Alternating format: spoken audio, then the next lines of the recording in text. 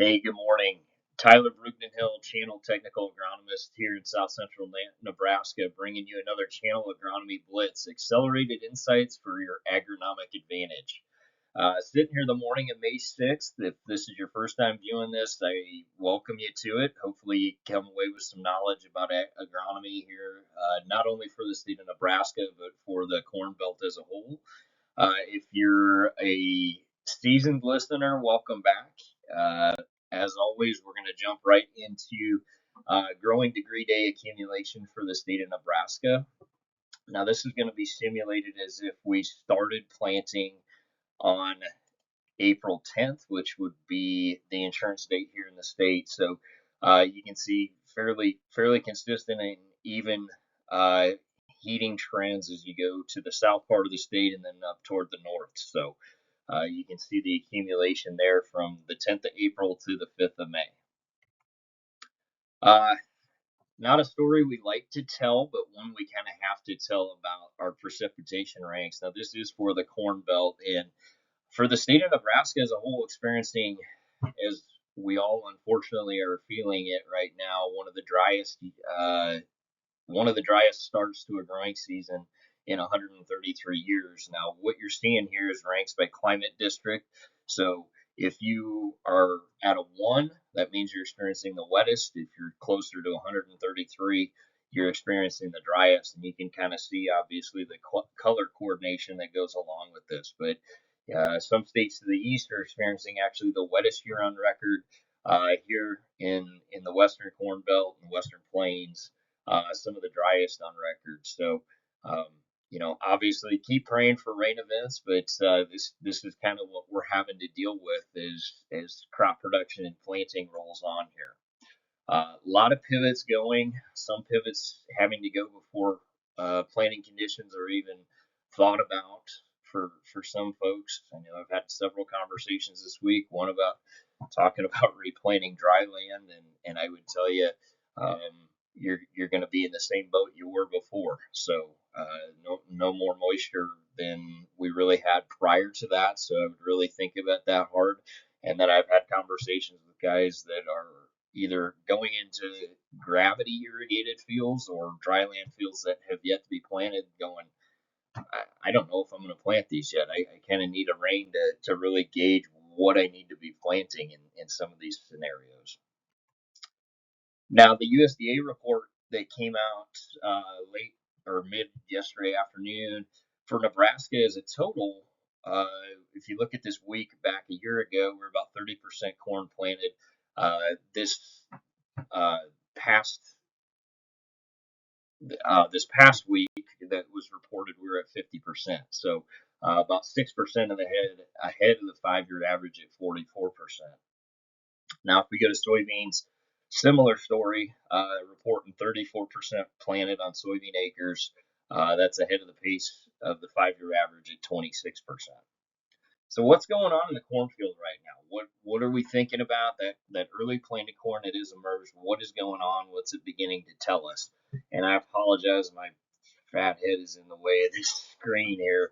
I'm gonna have to take the video blurb down. But so what should we be thinking about and doing in these cornfields to really start to think about what yield potential is really telling us at this stage? So obviously from an emergence standpoint, going out, doing stand counts, understanding what the yield potential is of the plants that are up and managing to those. So it's also a good opportunity to go out and understand, hey, what was my planting conditions? Was I doing a good job? How was my depth? Did I have sidewall compaction? Did I have proper seed to soil contact? All of those things come into here. And we really don't think a lot about yield at emergence, but we really need to start to calibrate our mind to think about that because, as we all know, it's a big deal to get every one of those plants up as evenly and as consistently as we possibly can.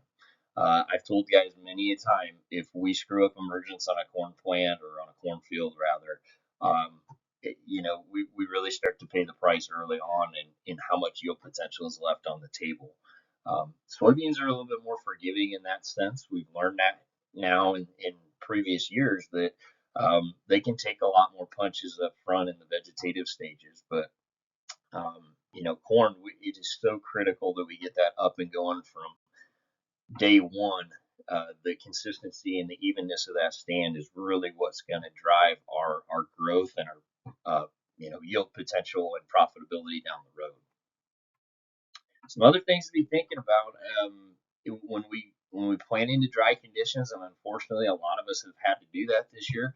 So a couple different things. I mean, if we used anhydrous as a source of nitrogen in the fall or the spring, a lot of that stuff is just sitting there. So regardless of what source we use, we really need to be thinking about, if that seed can't imbibe all the water it needs, it's going to imbibe whatever liquid is sitting right next to it.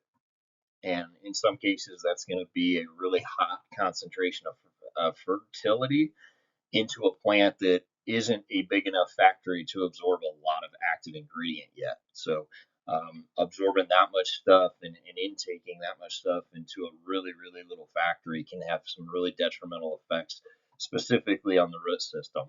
Very similar to what chemistry we use. So not only do we have to be a little bit concerned about, hey, is that chemistry working? If it required a rain source to activate and correctly, bring it into use and bring it into offense against those weed species, we also need to kind of be thinking about, hey, what does that necessarily affect if that's just going to sit right next to that seed and we're not getting any rainfall? Are those seedlings going to imbibe a lot more of that active ingredient than they typically would if we did get a rainfall event? So coaching here is pretty simple. If we've got emergence, make sure we're going out, we're digging, we're looking at plants, look at the healthy ones, look at the ones that are behind. Why are they behind? So make sure you're asking those questions and make sure you're having those conversations with your local seed professional. Similarly, in the soybean world, I mean, and you see these hyperlinks, I'll try and embed this presentation into a link on the video itself. But Kansas State did an amazing job at making these charts. So really good resource to understand, hey, what growth stage am I at? What's happening? And from a management standpoint, what do I need to be thinking about to really conserve or preserve yield and make sure we're keeping this crop moving forward in a positive direction. Last but not least, I did have a Twitter poll out. I was doing a plot. Obviously, as many of us were last week, and driving in between them, I kind of sat there and thought, man, what do you guys think is going to be your best yielding corn for 2025? And I can tell you in Nebraska, why I chose the dates, essentially planted May 2nd or before, planted May 3rd or after. It felt like that night of May 2nd was kind of our last really, really cold dip into the low temperatures. Feel like everything from then on, if you believe in forecasts, I know, chuckle, chuckle, but if you believe in forecasts and believe in everything from there on, it just looks like a consistent warming trend. So, pretty split decision. I mean, it's right down the middle of whether guys think it's going to be before or after. So I'm going to bring this back up when we get into yields and we get into, talking corn yield in the fall here and see what this came to fruition.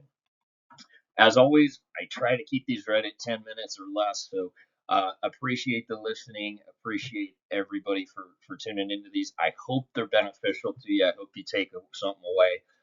As always, be safe. We're still obviously going full bore here in the state of Nebraska to get the rest of the crop in. Be safe. Look twice. And thank you for tuning in. And hope to see you next week.